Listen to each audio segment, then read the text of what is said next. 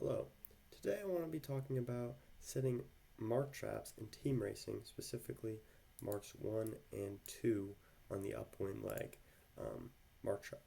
So let's say we are boat red boat 1 is in first, right? Rounds first, and then we have a blue boat rounding in second, okay?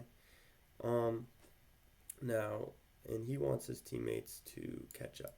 So let's say this is the order. So they're in a, let's just say they're in a 1-3. Red's in a 1-3. So as they round, um, boat 1 rounds first, meaning they will have to start a mark trap. And the goal of this mark trap or the idea behind this mark trap is why they're doing it, is because they're looking behind. So boat 1 is looking behind them. They see that they can create a better combination by slowing boat 4 and letting 2 pass in front. And that's their plan, right? So the way a mark trap would be set up would boat 1 would want to head down, right? Come like this and then slow down, kind of setting up, right?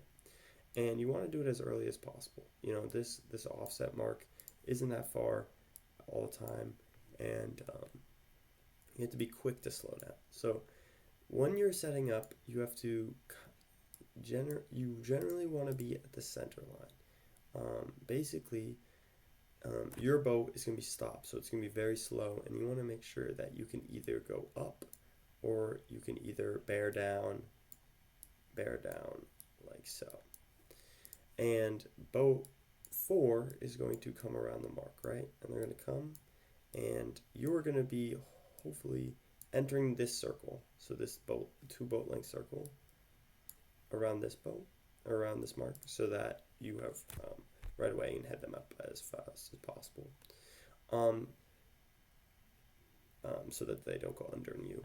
So the idea is 4 will come down, and because you're on leeward and you've entered the circle, but mostly that you're on leeward, boat 4 will have nowhere to go, and you can head them up as high as you want, basically blocking boat 4, and you'll be basically boat 4 cannot round because you're in the way, okay? And this allows boat 2 to sneak under and round, and now boat 2 is in the 1, and once your teammate goes around, you could then now also round, and now you guys are in a better combination as a 1-2, right? So hopefully that makes sense. So that's the idea, right? Now, there's many things that this blue boat could do, right? So, it's not going to be as simple as you just sitting there and they're going to come into you, like was shown earlier. They might try to avoid you by doing some like S turns to go up and down, right? Kind of trick you out. So the thing is, right, if they go underneath you, you can bear down like so, and because boat 2 entered the circle first and there was no overlap as they entered, let's say this is the circle, this I'm going to draw this one line, let's say this is the circle, because boat 2 entered the circle first and there is no overlap between these boats, boat 4 will not have room to this mark underneath, so that they can't just go up here, head you up, say proper course. They can't like just yell proper course and then round in front of you. The reason they can't do this is because they did not enter the circle first without, and you entered without. You entered first.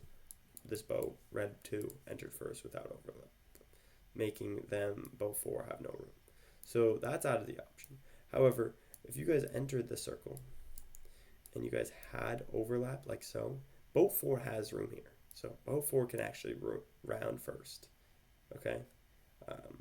And as they round, they can't, so 4 gets proper course, but because they came from behind, boat 4 cannot head you above proper course. They have to sail proper course, right? Boat 4 can't luff you into irons like so and hold you out like a mark trap. They can't do that because they came from behind. But they do get proper course and they can round in front of you. So you don't want that to happen to you if you're boat 2, right? The plan is to slow them down. So the idea is you kind of like do what we call S turns. So boat 4 is going to kind of be going back and forth like so. Like you're going to be curving up and down, right? To try to get you off and break, kind of trick you. So you want to make sure that you're going ahead of them, but not too fast, and you want to make sure that you enter the circle first, and then you can plant yourself when you enter the circle. So now they have no option. They can't go under you. Doesn't matter. If they do go under it, you just block them out. You sail all the way here as slow as possible. Just yell at them, no room, and boat 4 will have to jibe back like so. So that's not what they want to do. So you will, once you enter the circle, plant yourself. Boat 4 will slow down. Now, and then you can hold them out like so, and hold the mark trap, and then you can get your teammate to go as low as possible. Doesn't really matter.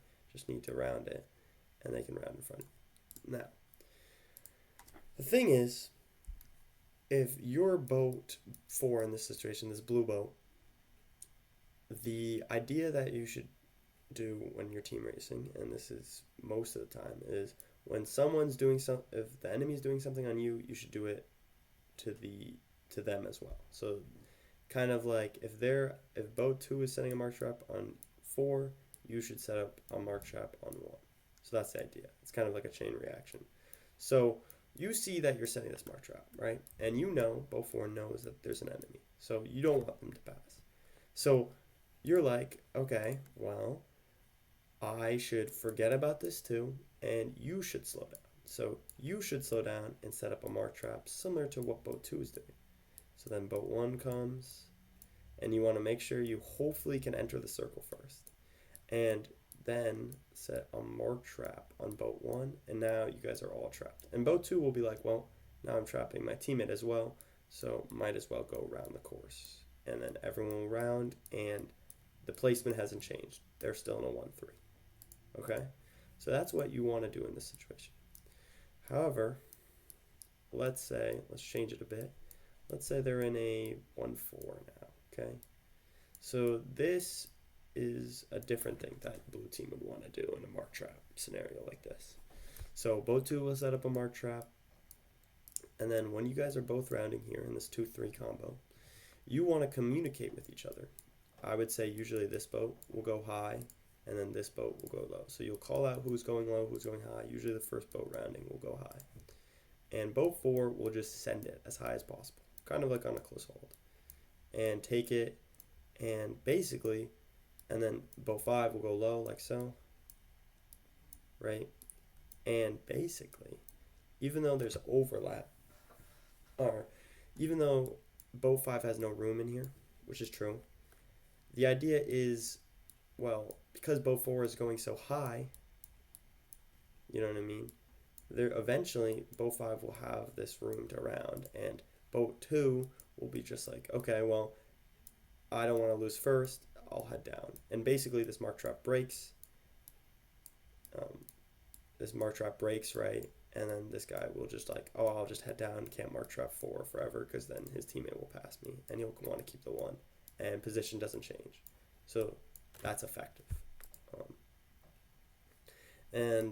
Like I said, well, that's effective and something you would want to do. But also, let's say the teammates behind them and you're trying to go for a play too. You know, you want to try to get 2, 3, 4, the best combo, right? So 5 would then set up a mark trap on 1. And then because 5's setting a mark trap, holding them up as high as possible, 6 will then drop down and pass. And then they're converting to a 2, 3, 4. So it's this chain reaction of mark traps at this 1, mark 2, 1, 2, mark 1 to 2. That's complicated, and I covered not only what the person setting the mark trap should do, but what the opponent should do in each scenario. And I will say it is very difficult if you don't have teammates behind you to get out of a mark trap like this. But you want to remember the play is usually behind you, and you would want to set the mark trap on the guy behind you. So, so that's mark traps, and thank you.